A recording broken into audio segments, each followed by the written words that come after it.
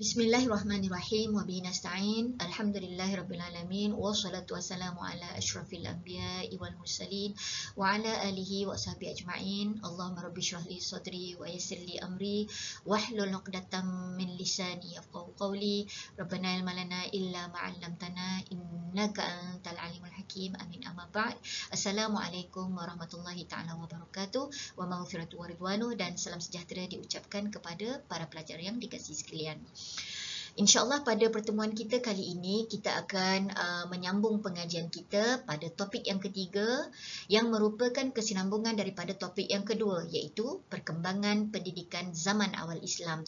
Namun begitu, fokus kita pada topik ketiga ini adalah perkembangan pendidikan zaman awal Islam yang bertumpu kepada zaman awal tabi'in.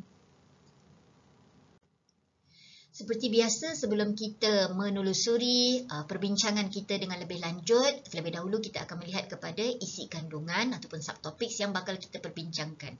3.0 kita akan bercakap berkenaan dengan pengenalan. 3.1 faktor-faktor kegemilangan zaman awal Islam. 3.2 tokoh-tokoh zaman awal Islam, dan kemudian kita akan tutup perbincangan kita dengan kesimpulan. Para pelajar yang dikasihi sekalian, pendidikan merupakan sesuatu yang sangat signifikan dalam kehidupan seorang Muslim. Mengapa tidak? Kerana dengan pendidikanlah baru kita dapat memahami matlamat kehidupan kita di dunia ini. Kita pernah berjanji dengan Allah Subhanahu Wa Taala saat kita berbaiah kepada Allah Subhanahu Wa Taala, saat roh ditiupkan ke dalam tubuh badan kita ini, kita berbaiah apa? Kita berjanji apa dengan Allah Subhanahu Wa Taala? Kita kata inna solati wa nusuki wa mahyaya wa mamati lillahi rabbil alamin. Kita janji sesungguhnya solat kita, ibadah kita, hidup kita dan mati kita ni hanyalah kerana Allah Subhanahu Wa Taala. Tapi bagaimana kita nak tahu yang solat kita ni betul-betul berlandaskan kepada syariat? Bagaimana kita nak tahu ibadah kita ni benar-benar align dengan keredaan Allah Subhanahu Wa Taala? Bagaimana kita nak tahu kehidupan kita ni kehidupan yang mendapat keredaan dan keampunan? Bagaimana kita tahu saat kita nak mati nanti, saat dalam kubur nanti, saat the day of judgment nanti, kita akan terlepas daripada siksaan-siksaan ini, ataupun penderitaan-penderitaan ini? Maka kita dapat tahu melalui ilmu pengetahuan, dan dengan ilmu pengetahuanlah barulah kita dapat melaksanakan semua tugas dan tanggungjawab kita dengan betul. Itu sebabnya melihat kepada perspektif Islam tentang ilmu pengetahuan ni, Islam daripada ayat Al-Qurannya, daripada sabda Rasulullah SAW banyak menyebutkan tentang kelebihan menuntut ilmu. Antaranya, sebagaimana yang dapat dilihat di dalam slide kamu ini, barang siapa yang meniti suatu jalan untuk mencari ilmu, maka Allah Subhanahu Wa Taala memudahkan untuknya jalan ke syurga. Maknanya kata, bila kita menuntut ilmu ni, barulah Allah Subhanahu Wa Taala buka pintu keredaannya. Barulah Allah Subhanahu Wa Taala buka pintu untuk kita ke syurga. Kita kena ingat, kita nak masuk syurga ni tak semestinya dengan amalan kita. Kita jangan perasan, kita jangan riak, kita jangan ujub. Kita ingatkan dengan ibadah kita yang berbondong-bondong ini, kita akan dapat masuk syurga. Memang Allah Subhanahu Wa Taala menggalakkan, suka kepada orang yang melaksanakan amal ibadah. Namun begitu, kita kena faham bahawa at the end of the day, yang menyebabkan kita masuk ke syurga itu adalah redha Allah Subhanahu Wa Taala. Samalah juga bila dalam kehidupan kita di dunia ini, kita dapat kejayaan. Katakanlah kita dapat kejayaan, kita ingat kejayaan itu adalah di atas usaha kita, tetapi sebenarnya kejayaan itu kita dapat di atas redha Allah Subhanahu Wa Taala. Jangan sekali-kali kita merasa riak dan ujub ke atas apa yang kita laksanakan, because kita bimbang apa yang kita buat tu sebenarnya, bila kita niatkan untuk perkara-perkara tertentu, bukan kerana keredaan Allah Subhanahu Wa Taala, kita bimbang apa yang kita dapat itu, nikmat yang kita dapat, kejayaan yang kita dapat itu, bukannya makin mendekatkan kita kepada Allah Subhanahu Wa Taala, dibimbangi semakin menjauhkan kita daripada Allah Subhanahu Wa Taala. Dan inilah yang kita namakan sebagai istidraj. Banyak nikmat kita dapat kat dunia ini, tapi apakah dengan nikmat itu kita makin dekat? Kalau kita makin dekat, itu sebenarnya menandakan kita faham bahawa ini adalah kita dapat kerana redha Allah Subhanahu Wa Taala, bukan atas sebab diri kita. Tapi kalau kita Rasa dengan nikmat yang kita dapat, dengan kecantikan kita, dengan kekayaan kita, dengan kejayaan kita, dengan kepandaian kita, makin jauh pula aku daripada Allah SWT. Jadi kita kena beringat itu mungkin suatu ujian untuk diri kita yang kita namakan sebagai istidraj, kan. Jadi untuk itu masuk syurga sendiri pun, memanglah menuntut ilmu itu memang membuka jalan ke syurga, tapi kita kena ingat niat kita menuntut ilmu itu biarlah kerana Allah SWT.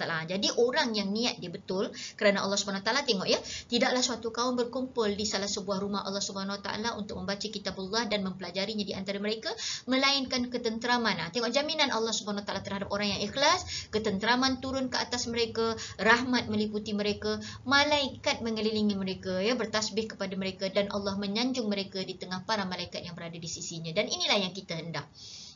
Itu sebabnya bila kalau ikut pandangan Syekh Muhammad Abduh ni, dia kata apa? Perintah membaca ataupun Iqra ni adalah merupakan suatu perintah takwini. Perintah takwini perintah apa? Iaitulah perintah yang Allah SWT berikan kepada setiap anak Adam, yang mana dengan perintah itu, perintah untuk kita menuntut ilmu itu adalah mengikut kemampuan yang diberikan kepada manusia itu sendiri. Apa kemampuan manusia? Ada dua perkara. Pertamanya menuntut ilmu, dengan menggunakan akal mereka, dan dengan menuntut ilmu itulah mereka akan mampu bertutur.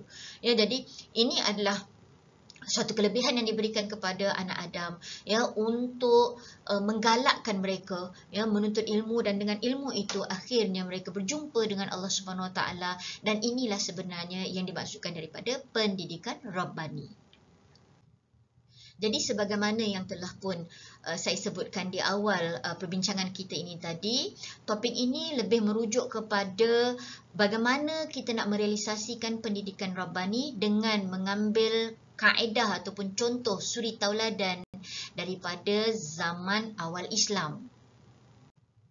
Jika sebelum ini kita telah pun menghuraikan panjang lebar berkenaan dengan pencapaian di zaman Rasulullah sallallahu alaihi wasallam, kemudian diikuti oleh zaman sahabat ridwanullahu anhum, iaitu Khulafaur Rasyidin yang 4, dan kemudiannya untuk topik ini kita akan memfokuskan perbincangan kepada para tabi'in yang merupakan legasi kepada para sahabat ridwanullahu anhum. Jadi sekelompok kecil, ada sekelompok kecil daripada para ulama ini yang sempat belajar daripada sama ada keluarga isteri Rasulullah sallallahu alaihi wasallam ataupun daripada sahabat ridwanullahu anhum. Jadi kita insya-Allah akan berbincang berkenaan dengan tokoh-tokoh ini. Namun begitu, terlebih dahulu mari kita melihat kepada faktor-faktor yang membawa kepada perkembangan ilmu yang sebenarnya ianya juga merupakan kesinambungan daripada dorongan yang wujud di zaman Rasulullah, zaman sahabat, dan dibawa kepada zaman tabi'in ini. Para pelajar yang dikasihi sekalian, jadi apakah dia faktor kegemilangan yang membawa kepada perkembangan ilmu pengetahuan di zaman awal Islam? Walaupun di saat itu, di zaman itu, sumbernya begitu terhad, limitasinya ada. Yang ada hanyalah Rasulullah sallallahu alaihi wasallam, tetapi apa yang dibawakan oleh Rasulullah sallallahu alaihi wasallam itu adalah sesuatu yang terlalu huge, yang terlalu besar, yang membawa kepada anjakan paradigma, memberikan nafas baru kepada para sahabat yang menyebabkan mereka ini rasa seronok dengan ilmu pengetahuan. Jadi apakah dorongan utamanya? Yang pertamanya adalah dorongan agama. Sebagaimana kita lihat daripada sabda Rasulullah sallallahu alaihi wasallam tadi, setiap kali ada anak Adam yang menuntut ilmu, jalan untuknya dibuka ke syurga. Maknanya kata dengan ilmu boleh masuk syurga, bukan dengan harta, bukan dengan kecantikan, bukan dengan pangkat, tetapi dengan ilmu pengetahuan. Jadi sebab apa? Sebab dengan ilmu itulah manusia boleh mencari Allah Subhanahu Wa Taala, boleh memahami, boleh mempelajari tentang nikmat yang Allah Subhanahu Wa Taala berikan terhadap mereka supaya mereka ini banyak bersyukur, dan dengan kesyukuran itulah mereka memohon keredaan daripada Allah Subhanahu Wa Taala, lalu untuk itu mereka akan ke syurga. Jadi dorongan agama ini, semangat Iqra itu sendiri, bila disebutkan Iqra bismi rabbikal ladzi khalaq, maka orang akan berfikir, nak lakukan sesuatu ibadah pun kena ada ilmu, nak berakidah pun kena ada ilmu. Jadi untuk itu ini menyebabkan dengan semangat Iqra itu tadi, setiap apa aktiviti yang nak dilakukan oleh para sahabat, mereka ini akan mendahulukannya dengan menuntut ilmu. Itu yang pertamanya. Kemudian yang keduanya, dorongan para pemerintah itu sendiri. Rasulullah sallallahu alaihi wasallam kita lihat sebagai suri tauladan, contoh tauladan. Maknanya dia sentiasa menunggu-nunggu kalau ada wahyu yang baru daripada Allah Subhanahu Wa Taala. Kenapa? Kerana keinginan untuk menuntut ilmu. Bahkan ketika baginda menjadi pemerintah, ya, kita lihat bagaimana Rasulullah SAW menggalakkan para sahabat untuk sentiasa datang ke masjid untuk berdiskusi. Kan kita dah bincang tadi kan, adanya kaedah kalau misalnya grup yang kecil Rasulullah buat semicircle, ya, halaqah. Kalau ada grup yang besar Rasulullah buat muhadarah. Mana kata tidak ada sahabat yang tertinggal, tercicir daripada pendidikan Rasulullah SAW. Ini menyebabkan ramailah semakin lama semakin mencintai ilmu. Peranan pemerintah itu adalah sangat penting. Dan bila kita masuk ke dalam zaman Khulafaur Rasyidin, kita lihat, ya, Khulafaur Rasyidin sendiri pun memberikan bantuan kepada mana-mana asnaf, ya, mana-mana pelajar-pelajar yang ingin menuntut ilmu. Ya, bahkan kalau tak cukup, ya, di masjid, di sufah yang dibangunkan oleh Rasulullah SAW, para sahabat membuka, ya, satu kelas, ya, tumpuannya diberikan kepada pelajar-pelajar ibtidaiyah yang basic, yang nak belajar ni, supaya dapat menaikkan lagi semangat mereka untuk menuntut ilmu. Tak cukup dengan itu, kalau tak faham boleh jumpa pula dengan kutab, ya, boleh berjumpa dengan guru-guru mereka yang sentiasa membuka pintu mereka untuk memberikan ilmu pengetahuan. Jadi peranan pemerintah ini adalah sangat-sangat utama. Dan bila kita masuk zaman permulaan tabi'in ini nanti, itu peralihan daripada zaman Khulafaur Rasyidin kepada zaman Umayyah, kita dapat melihat Khalifah Umayyah, kekhalifahan Umayyah, despite, ya, mereka ini sibuk, ya, memperbetulkan balik, ya, tampuk pemerintahan, tetapi mereka ini tidak sekali-kali mengalpakan aktiviti keilmuan. Ya, jadi untuk itu nanti kita akan dapat lihatlah daripada beberapa tokoh, ya, yang kita akan sebutkan yang juga sebahagian daripada zaman Bani Umayyah nanti. Baik, peranan pemerintah. Pembangunan pesat, ya, yang berlaku di Mekah dan juga Madinah juga merupakan faktor yang memperkembangkan lagi ilmu pengetahuan. Mengapa tidak, ya, apabila Rasulullah SAW membangunkan, ya, negara Islam Madinah dengan piagam Madinah, maka Madinah menjadi sebuah tempat yang begitu makmur, ya, didatangi oleh kaum pedagang-pedagang, ya, yang bukan setakat berdagang, bahkan juga untuk menuntut ilmu daripada Rasulullah SAW.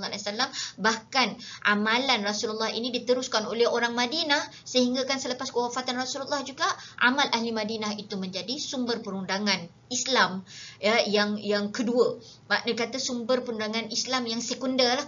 Sekunder tu maksud dia yang bukan muttafaq alaih, ya, yang bukan dipersetujui, tetapi dia boleh menjadi resources ataupun sumber rujukan, ya, selain daripada sumber-sumber yang prima. Ya, itu nak tunjuknya dahsyatnya, hebatnya fungsi Madinah. Mekah pula tidak dapat dinafikan, Mekah memang menjadi pusat, ya, untuk peribadatan dan juga multi budaya, ya, di mana di Mekah, ya, sebagaimana yang kita makruf, ya, Mekah itu telah di-cleansekan, ya, telah dibuka oleh Rasulullah SAW, ya, telah dibebaskan daripada apa? Daripada kejahilan, ya, daripada kesyirikan, ya, dan daripada keburukan-keburukan yang sering kali dilakukan oleh orang-orang jahiliah sebelum itu. Ya, jadi untuk itu Mekah itu telah pun dibersihkan oleh Rasulullah SAW, lalu ia menjadi tempat yang begitu makmur untuk orang sama ada datang beribadah ataupun datang untuk menuntut ilmu, ya. Dan kemudian legasi para sahabat ini diteruskan oleh Bani Umayyah yang menjaga kedua-dua holy sites ini, ya, dua-dua tempat yang suci ini. Dan seterusnya perkembangan Bani Umayyah itu sendiri.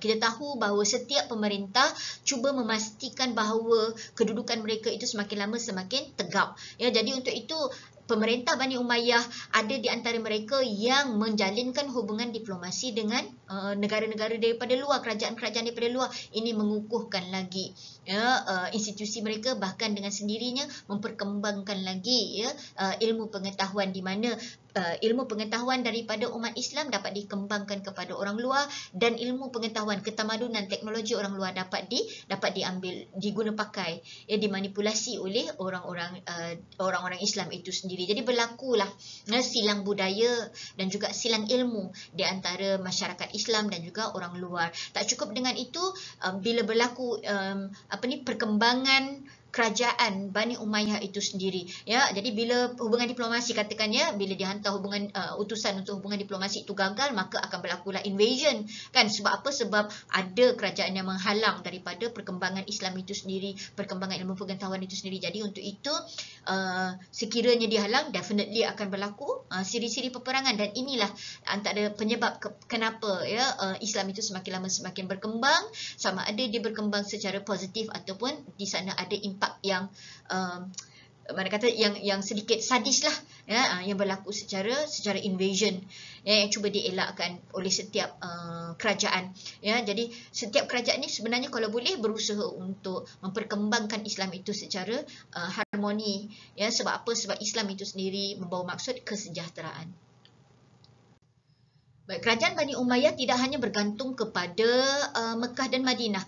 Sebaliknya mereka juga membuka, ya, bandar-bandar besar. Membuka di sini bukan bermaksud bandar itu tak pernah ada, ya. Bandar tu dah ada, tetapi mereka ini memperkasakan lagi ataupun mereka ini membandarkan lagi, ya, bandar-bandar yang telah pun sedia ada ini dengan memperbaiki infrastruktur. Maka untuk itu lahirlah bandar-bandar raya seperti Basrah dan juga Kufah, di mana akhirnya Kufah ini nanti akan menjadi ibu negara, ya, kepada ataupun pusat pemerintahan kepada Bani Umayyah. Jadi bila pembukaan bandar-bandar ini menyebabkan lagilah, ya, orang datang berbondong-bondong, sama ada mereka ini merchants, pedagang, ataupun mereka ini datang sebagai scholars, ya, pelajar-pelajar, ya, penuntut-penuntut ilmu yang sangat mencintai ilmu, ya. Walaupun mereka ini berbeza agama, berbeza fahaman, berbeza bahasa, tapi itulah yang memperkayakan apa yang ada di dalam Mekah, Madinah, Basrah dan juga Kufah. Dan seterusnya semangat para ilmuwan. Jadi nak ceritanya, ya, disebabkan oleh Islam itu membawa sesuatu yang baru, ya, membawa paradigma yang baru ke dalam kehidupan masyarakat di seluruh dunia, ya, seolah-olah macam satu lilin yang kemudiannya bertindak menerangi, ya, kegelapan yang telah pun sedia ada, ya, di kalangan masyarakat-masyarakat jahiliah ataupun masyarakat yang terdahulu, ya. Betapa kalau saya cakap daripada aspek ekonomi, politik, sosial, ya, ianya adalah sesuatu yang luar biasa, yang diperkenalkan oleh Islam, yang manusia biasa mungkin tak boleh nak fikirkan dengan akal fikiran yang cetek. Jadi untuk itu, bila ianya adalah suatu sistem yang begitu indah, begitu adil, ya, untuk semua aspek kehidupan, maka ramailah ilmuwan yang teruja, ya, teruja dengan untuk mengetahui dengan lebih lanjut tentang ilmu ini. Bahkan mereka ini terkesima bila melihat kepada keindahan Islam dan juga kebenaran setiap undang-undang ataupun syariah yang wujud di dalam Islam itu sendiri, ya. Jadi ini menyebabkan para ilmuwan, tak kiralah muslim ataupun non-muslim, mereka ini bersungguh-sungguh di dalam mempelajari ilmu pengetahuan, sama ada ilmu pengetahuan itu daripada Islam itu sendiri ataupun pengetahuan itu diambil, ya, dan dicedok daripada luar dan kemudian cuba diseimbangkan dengan kefahaman Islam. Dan seterusnya sebagaimana yang saya sebutkan tadi, antara faktornya lagi adalah hubungan perdagangan, hubungan perniagaan, ya, hubungan diplomasi di antara kerajaan dengan kerajaan yang kemudiannya menyebabkan berlakulah trading di antara mereka. Jadi hubungan perdagangan ini juga antara penyebab mengapa berlakunya, ya, perkembangan pendidikan di zaman awal Islam, ya. Jadi kalau kita kata di zaman Rasulullah SAW dah ada keperdagangan ni, ya. Kalau kita tengok salah seorang daripada sahabat Rasulullah SAW, iaitu Sa'ad bin Abi Waqqas, ya, kuburnya dikhabarkan ada di pusaranya, ya, dikhabarkan ada di Xinjiang, China. Jadi kalau sahabat Rasulullah SAW pernah mengeksplorasi, ya, sehingga ke China, jadi bukanlah sesuatu yang mengejutkan kalau hubungan perdagangan itu sudah pun berlaku sejak sekian lama, cuma mungkin dalam skala yang tidaklah sehebat bila masuk di dalam zaman Bani Umayyah. Para pelajar yang dikasihi sekalian, jadi kita beralih kepada 3.2 tokoh-tokoh ilmuwan zaman awal Islam.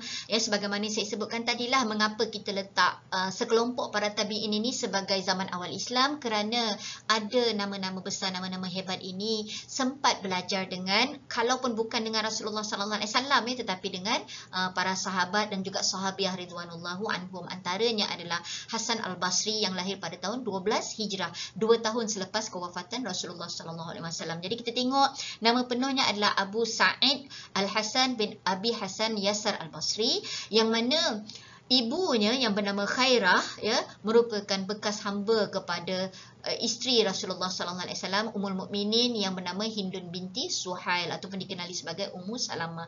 Ya, jadi untuk itu sudah pastilah, saya pasti, ya, ketika lahirnya Imam Hasan Al-Basri ini, beliau pernah, ya didukung oleh ataupun pernah orang kata apa, dipeluk-peluk kan, digomoi-gomoi ya oleh isteri Rasulullah sallallahu alaihi wasallam.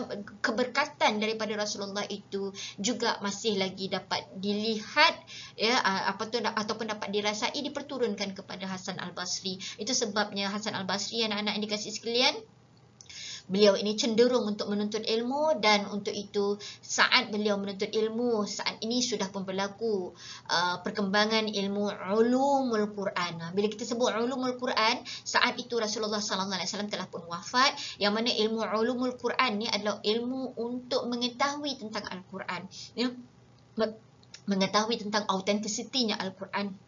Jadi di sana adanya ilmu tafsir, ilmu mencari hadis ya, untuk melihat kepada authentication hadis ni ya, autentiknya satu-satu hadis. Dan kemudian ilmu qiraat, dah ada ilmu bacaan saat ini. Ilmu qiraat ni apa? Iaitulah ilmu yang berkaitan dengan tajwid. Tajwid memang dah ada lah, cumanya memperbaiki lagi bacaan Al-Quran, adanya tarannum ya, adanya tartil, bacaan-bacaan ini kita namakan sebagai ilmu qiraat, yang mana beliau mempelajarinya daripada siapa? Iaitulah bayi yang pernah ditahnik oleh Rasulullah sallallahu alaihi wasallam sendiri, iaitulah Abdullah ibnu Abbas. Jadi Hasan Al-Basri belajar daripada insan yang pernah ditahnik. Tahnik tu apa? Diletakkan manisan kan, diletakkan kurma ataupun madu di dalam mulutnya oleh Rasulullah sallallahu alaihi wasallam dan didoakan oleh Rasulullah. Jadi jika tok gurunya adalah Abdullah ibnu Abbas, salah seorang yang dijamin masuk syurga. Jadi itu sebabnya tak terkejutlah kalau Hasan Al-Basri merupakan antara para tabi'in yang kita anggap sebagai pelopor kepada ilmu pengetahuan ya, dalam bidang-bidang ini, bahkan dalam bidang fiqh juga beliau adalah seorang yang sangat dipercayai. Jadi ianya adalah kesan ataupun berkat ya daripada sahabat Rasulullah sallallahu alaihi wasallam yang menjadi tok guru mereka, yang pernah menjadi anak murid kepada Rasulullah sallallahu alaihi wasallam. Baik, 2 tahun selepas kelahiran Hasan Al-Basri, Imam Hasan Al-Basri, kita mempunyai seorang lagi ulama besar, iaitulah Sa'id bin Al-Musayyab ya, yang lahir pada tahun 14 Hijrah ya. Beliau digelar sebagai Abu Muhammad dan dilahirkan di saat ataupun di zaman Khalifah Umar bin Al-Khattab. Jadi zaman ini adalah zaman ya sahabat semua pakar-pakar berinovasi ya. Jadi untuk itu kita tengok ya, akhirnya Sa'ad bin Al-Musayyab ni sebelum dia menjadi seorang yang hebat, masa kecil lagi beliau telah bernazar untuk mewakafkan dirinya kepada ilmu. Yang maknanya kata dia punya cinta seronok dia terhadap ilmu ini. Tak apalah dia tak bermain dengan kanak-kanak yang lain, tapi yang penting adalah dia bermain dengan buku-buku, dengan ilmu, mentelaah manuskrip dan sebagainya. Ya, dan kita lihat semula tok guru dia sama sahaja dengan tok guru Imam Hasan Al-Basri tadi, iaitulah Abdullah ibnu Abbas ya, yang merupakan bayi yang ditahnik oleh Rasulullah. Kemudian Zaid bin Sabit ya, merupakan koordinator kepada penulisan Al-Quran. Kemudian Abdullah ibnu Umar, seorang lagi ya, sahabat yang juga ya dijamin masuk syurga. Ya, jadi tok gurunya bukanlah calang-calang. Bahkan ya, Sa'id bin Musayyab ini disebabkan oleh mahirnya beliau dengan ilmu ataupun amalan ahli Madinah ini, digelar sebagai penghulu fuqaha Madinah. Dan satu perkara yang mungkin kita boleh nak ambil sebagai inspirasi kita, beliau adalah seorang yang sentiasa bersikap tenang, yang memiliki peribadi yang terpuji dan kemudian sangat kuat beribadah.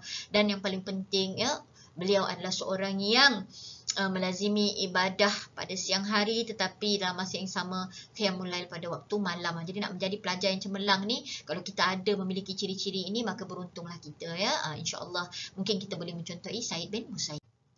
Seterusnya pada tahun 68 Hijrah lahirlah Abu Amru Al-Basri, yang juga merupakan seorang sahabat yang hebat ya, yang mana beliau sangat hebat di dalam ilmu qiraat dan juga ilmu tata bahasa Arab. Saat ini ya, sebab kemasukan ramai orang daripada luar ya, ataupun kita namakan sebagai ajnabi ya, yang bukan Arab, menyebabkan banyaklah ya bahasa-bahasa asing masuk ke dalam bahasa Arab. Macam contoh kita sekarang ni lah, macam contoh kita gunakan perkataan diskriminasi ya, apa lagi resolusi, ini semua daripada perkataan bahasa Inggeris kan. Jadi bila kemasukan bahasa-bahasa ini, dia memperkayakan lagi tata bahasa Arab ini. Cumanya ya perlu ada kepada pengawalan dan perlu ada orang yang mahir di dalam bahasa Arab untuk mempertahankan bahasa Arab yang pure. Ya, jadi untuk itu Abu Amru Al-Basri ini merupakan seorang yang sangat mahir dengan ilmu tata bahasa Arab dan juga ilmu qiraat Al-Quran tadi, ya, disebabkan oleh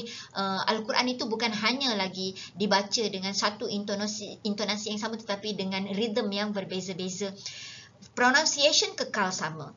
Maksud dia kekal sama, ya, tidak ada perbezaan di sana, ya. Tak kisahlah saya ni Mak Saleh ke orang, orang Melayu ke, orang Cina ke, orang India ke, ya, atau orang Arab sendiri, bacaan dia tetap sama. Bila kita baca Bismillahirrahmanirrahim itu, bacaan dia tetap sama, pronunciationnya sama, cumanya rhythm dia tu yang mungkin sedikit berbeza. Mungkin orang akan membaca secara tartil, Bismillahirrahmanirrahim, tapi kalau misalnya orang nak melagukannya, Bismillahirrahmanirrahim, macam itulah lebih kurang, ya. Jadi lahirlah saat ini ilmu yang kita namakan sebagai ilmu qiraat. Ya, jadi tujuannya ada ilmu qiraat ini adalah untuk memperindahkan lagi bacaan di dalam Al-Quran. Dan seterusnya kita ada Sufyan Ats-Tsauri yang lahir pada 77 Hijrah. Ya, nama sebenar beliau adalah Abu Abdullah Sufyan bin Sa'id bin Masruq Ats-Tsauri, ya. Jadi dipendekkan nama dia Sufyan Ats-Tsauri. Disebabkan oleh ayah beliau sendiri merupakan seorang ahli hadis yang terkenal, iaitu Sa'id bin Masruq Ats-Tsauri, maka tidak terkejutlah, ya, pepatah Inggeris kata apa, an apple does not fall far from the tree, kan. Jadi makna dia akhirnya Sufyan Ats-Tsauri ini, ya, melazimi hadis. Di sinilah nanti akan lahirnya ilmu ulumul hadis. Apa itu ilmu ulumul hadis? Kalau Al-Quran tadi, ilmu ulumul Quran adalah untuk mengkaji authenticity, ya, ayat-ayat Al-Quran, sebab penurunannya, ya, reason behind revelationsnya, ya, kemudian cara bacaan dia yang betul, ya, itu kita namakan sebagai sebahagian daripada ulumul Quran.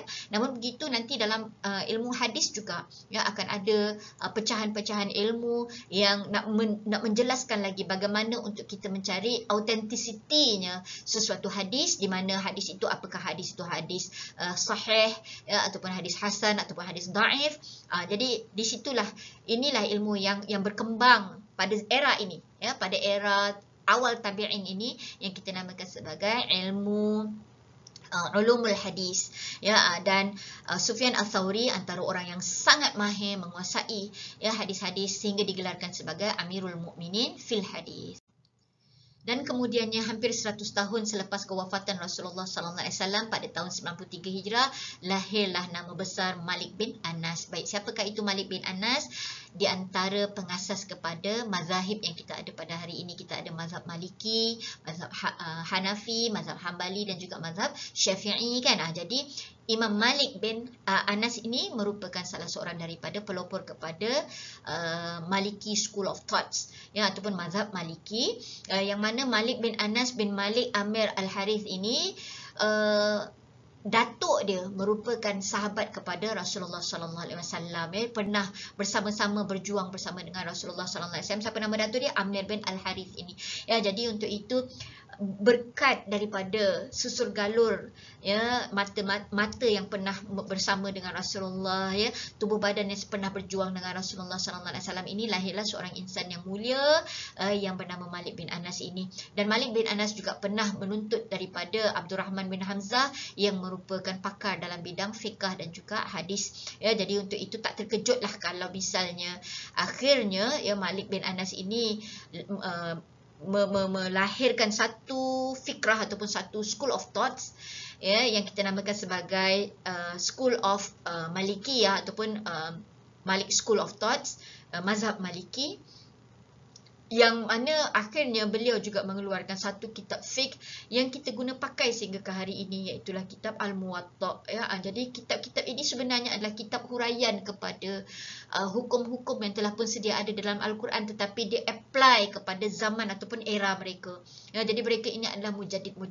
Yang mujaddid ni maksud apa? Orang yang memperbarui urusan agama sesuai dengan zaman itu, tidak pada perkara-perkara yang usul, tetapi pada perkara-perkara yang kita panggil perkara yang furu', yang perkara-perkara untuk application, ya, bukan perkara-perkara yang memang basic kepada syariah itu. Ya, jadi daripada Imam Malik ini nanti lahirlah ya salah seorang daripada anak muridnya, iaitulah Muhammad Asy-Syafi'i ataupun Imam Asy-Syafi'i yang merupakan mazhab ya, pelopor kepada mazhab yang kita pegang pada hari ini di Malaysia. Jadi para pelajar yang dikasihi sekalian, ya, sebagai kesimpulannya, ya, telah pun kita bincangkan dengan panjang lebar berkenaan dengan kelebihan bila kita menelusuri semula sejarah perkembangan pendidikan di zaman awal Islam. Jadi kita dapat melihat betapa perkembangan pendidikan itu daripada informalnya menjadi sesuatu yang formal dan sangat ditekankan di dalam Islam, kerana pendidikan di dalam Islam ini membawa kepada serampang dua mata, ya, untuk mencapai dua matlamat secara serentak. We kill two birds with one stone. Apa dia? Dengan pendidikan itulah kita nak menjadi orang yang mahir dalam bidang akademik kita, ya, untuk urusan duniawi kita, menjadi profesional yang baik, dan dalam masa yang sama ianya juga adalah untuk kita menguasai ya hari akhirat kita, ya, demi untuk kita mendapatkan keredaan dan pengampunan daripada Allah Subhanahu Wa Taala. Itu sebabnya, ya, the more we learn, the more we get closer to Allah Subhanahu Wa Taala. It's supposed to be like that. Ya, makna kata ianya sepatutnya dengan pengetahuan itu, dengan pendidikan itu, mendekatkan diri kita kepada Allah Subhanahu Wa Taala.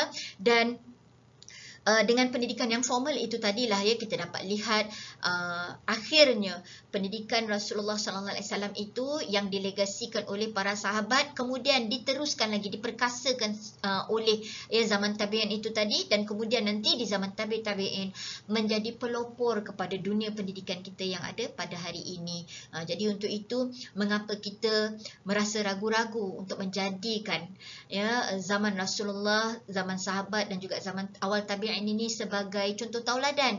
Ya, sepatutnya kitalah rasa berbangga, ya, untuk kita mengambil semula aspirasi untuk kita memperkukuhkan lagi, ya, pendidikan yang berteraskan Rabbani ini dalam sistem pendidikan kita pada hari ini. Ya, kerana apa? Kerana saya ulangi semula, suri tauladan ini sebenarnya telah dijamin oleh Allah Subhanahu Wa Taala di dalam surah Al-Ahzab ayat yang ke-21. Allah Subhanahu Wa Taala menyebutkan sesungguhnya pada diri Rasulullah sallallahu alaihi wasallam itu suri tauladan yang baik bagimu sekalian daripada apa sahaja aspek kehidupan, apatah lagi bila kita bercakap berkenaan dengan pendidikan. Justru itu saya berhenti di sini dahulu. InsyaAllah kita akan berjumpa lagi di dalam topik yang akan datang. Saya tutup dengan aqulu qawli hadza wa astaghfirullah li wa lakum. Wassalamualaikum warahmatullahi taala wabarakatuh.